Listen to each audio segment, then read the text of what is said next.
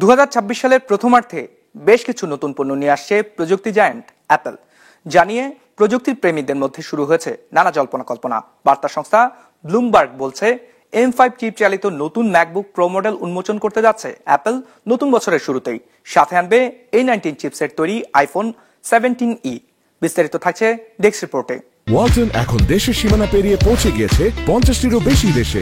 ওয়ালটন, ঘরে ঘরে বিশ্বজুড়ে। বিশ্বসেরা প্রযুক্তি নির্মাতা অ্যাপল আসছে বছরে তাদের পণ্য লাইন আপে বড় ধরনের পরিবর্তনের জন্য প্রস্তুতি নিচ্ছে এই মার্কিন কোম্পানিটি। এই তালিকায় রয়েছে আপডেটেড ম্যাকবুক প্রো, নতুন আইফোন মডেল, উন্নত আইপ্যাড এবং একটি সম্পূর্ণ নতুন এক্সটার্নাল মনিটর। জানা গেছে আগামী বছরের শুরুর দিকে অ্যাপল নতুন 14 ইঞ্চি এবং 16 ইঞ্চি ম্যাকবুক প্রো মডেল নিয়ে আসছে, যা তাদের অত্যাধুনিক M5 চিপ দ্বারা চালিত হবে। ধারণা করা হচ্ছে এটি বর্তমান ডিজাইনের শেষ ম্যাকবুক প্রো হতে পারে। এর পরের প্রজন্মগুলোতে নতুন চেসিস এবং উজ্জ্বল OLED ডিসপ্লে দেখা যাবে।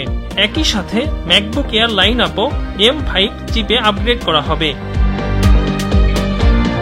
চলতি বছর ফেব্রুয়ারিতে বাজারে আসা আইফোন 16e উত্তরসূরি হবে আইফোন 17e।